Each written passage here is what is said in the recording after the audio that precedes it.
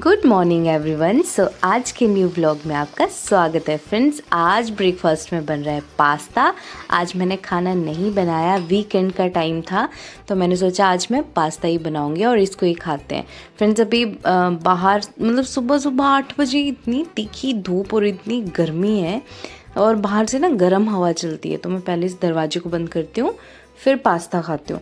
Pasta खा लिया मैंने फ्रेंड्स, पर मेरा पेट नहीं उससे भरा। फिर मैंने बनाई चाय और ब्रेड बन और फिर मैं बैठ गई पढ़ने फ्रेंड्स। तो मैं बात करूँगी कि मतलब सभी एस्पिरेंट के साथ मैं सोचती हूँ कि ऐसे ही होता है। इस टाइम पे एक ऐसी मिक्स्ड फीलिंग रहती हैं कि हम ये अटैम्प्ट दें या ना दें, मेरी तैयारी नहीं है, अटैम्प्ट ना वेस्ट हो। मैं ऐसे करती हूँ 1 साल और पढ़ लेती हूँ, नेक्स्ट ईयर देंगे, अटैम्प्ट वेस्ट हो जाएगा। मतलब इस तरह की हमारी फीलिंग्स रहती हैं इस टाइम और ये सबके साथ होता है।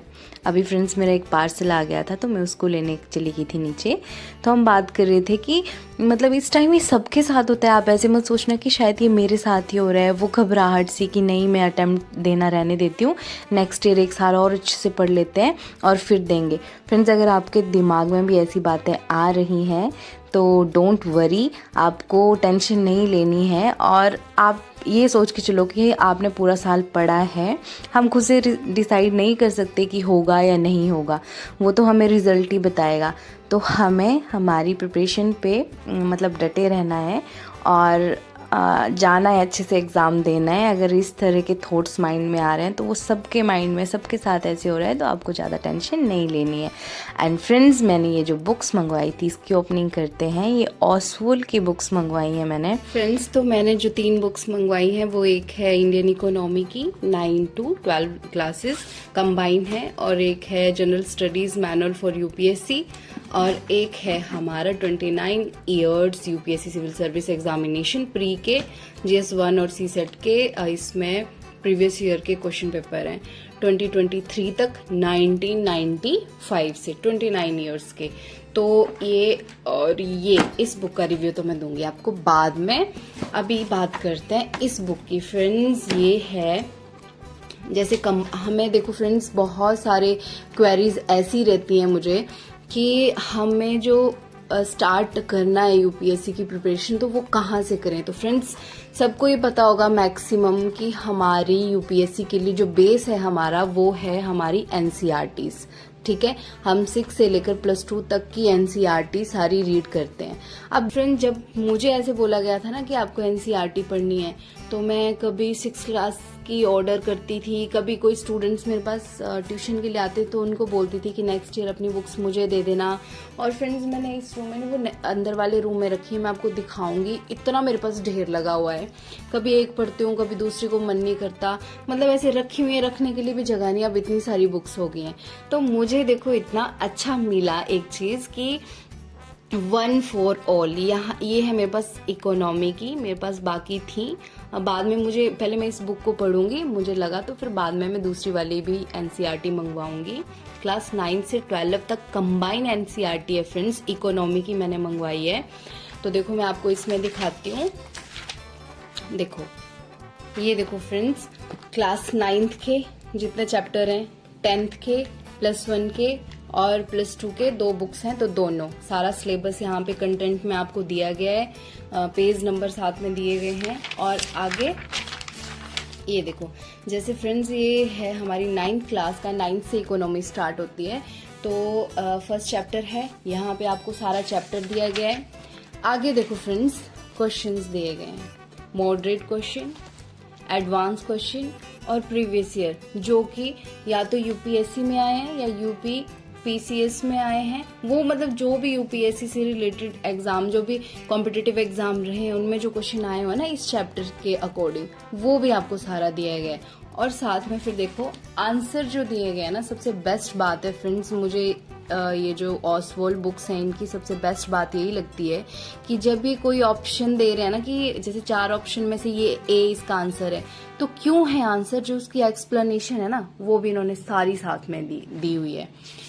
9th क्लास के सेकंड चैप्टर में से यूपीएससी में क्वेश्चन आया हुआ था, तो वो भी इसके साथ साथ में दिया गया है कि हाँ अगर यूपीएससी में क्वेश्चन बन सकता है 9th क्लास की इकोनॉमी से तो वो किस तरह का क्वेश्चन बन सकता है, वो भी आपको इसमें साथ में कंबाइन दिया गया। मतलब ये कितने, तो मैंने सिर्फ इकोनॉमी की बाई की।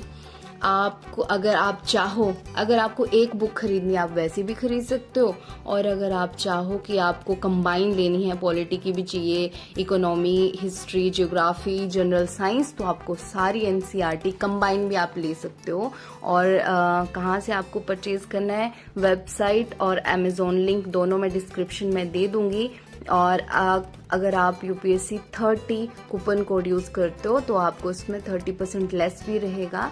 तो आप फटाफट से डिस्क्रिप्शन में जाना, अगर आपको लगे हेल्पफुल तो आप वहाँ से लिंक पे जाके आप इनकी जितनी भी पब्लिकेशन है ना हाउसफुल बुक्स की, वो आप जैसे ही लिंक ओपन करोगे आप सारा देख सकते हो और अपनी नीड के अकॉर्डिंग आप वहाँ से ऑर्डर कर सकते हो। और अगर आप कूपन कोड यूज़ करोगे तो आपको ये फ़ायदा है, आपको उसमें 30% लेस मिल जाएगा। फ्रेंड्स मुझे तो ये बुक बहुत अच्छी लगी, और अगर आप बाय करते हो तो आप कमेंट्स में बताना कि आपको कैसी लगी। एंड सबसे मेन बात कि आपको अगर हम एनसीईआरटी से शुरू करते हैं तो 6, 7, 8, 9, 10 +1, 2 की हमें सारी एनसीईआरटी नहीं खरीदनी पड़ेंगी, सिर्फ कंबाइन ऐसे एक बुक होगी। और ये वाली बुक और ये वाली बुक का मैं आपको नेक्स्ट व्लॉग में बताती हूँ। पहले तब तक मैं इनको पढ़ भी लूँगी, फिर आपको बताऊँगी कि ये वाली बुक्स कैसी हैं। पर चलो अब पढ़ लेते हैं इकोनॉमी। मैं इसी बुक से अभी पढ़ना शुरू कर रही हूँ, आपसे मिलते हैं बाद में। फ्रेंड्स जैसे ही मैंने इस बुक को पढ़ना शुरू किया ना तो मेरे दिमाग में यही चीज़ आ रही थी कि यार मैंने इस बुक को पहले ऑर्डर क्यों नहीं किया। मतलब ये इतनी बेस्ट बुक है और कंबाइन एक बुक है, आपको अलग अलग क्लासेस की ऑर्डर करने की भी ज़रूरत नहीं है। इतनी सारी बुक्स आप रखोगे भी कहाँ, और फिर बहुत ज़्यादा बुक्स दिखती हैं तो ऐसे लगता है कि पता नहीं कितना ज़्यादा है पढ़ने के लिए। और ये कंबाइन फॉर्म है, ईजी टू कैरी, आप इसको ले भी जा सकते हो कहीं। एंड फ्रेंड्स इसके बाद हो गया था, बज गए थे 2 इस टाइम, हाँ लंच टाइम हो गया था। तो आज लंच में मैंने सैंडविच बनाए, खाना नहीं बनाया था तो फिर मैंने सोचा उसमें 1 घंटा लग जाएगा, फिर मैं रेस्ट कब करूँगी। 2 से 4 फ्रेंड्स मैं दिन में रेस्ट करती हूँ। फिर मैंने ये सैंडविच खाए, अपने बनाए, मैंने विदाउट ऑयल इनको मतलब रोस्ट किया तवे पे थोड़ा थोड़ा सा, और फिर मैंने ये खाए। फिर मैं 2 घंटे के लिए सो गई थी। मतलब 2 से 4 मेरा रेस्ट टाइम है, मैं फ़ोन भी यूज़ करती हूँ और सोती भी हूँ, थोड़ी देर रेस्ट करती हूँ। और फ्रेंड्स 4 बजे उठने के बाद मेरी चप्पल टूट गई थी तो मैंने संभाल लिया मोची का काम। ऑलराउंडर तो मैं वैसे भी हूँ ही। तो मैंने क्या किया, ये चप्पल यहाँ से ज़रा सा कट लगा था फ्रेंड्स और चप्पल पूरी नई थी, तो मैंने सोचा क्यों ना मैं इसकी सिलाई करती हूँ। और सुई धागा तो मैंने रखा ही था, तो मैंने फटाफट से इसकी सिलाई की और इसको पहनने लायक बना दिया।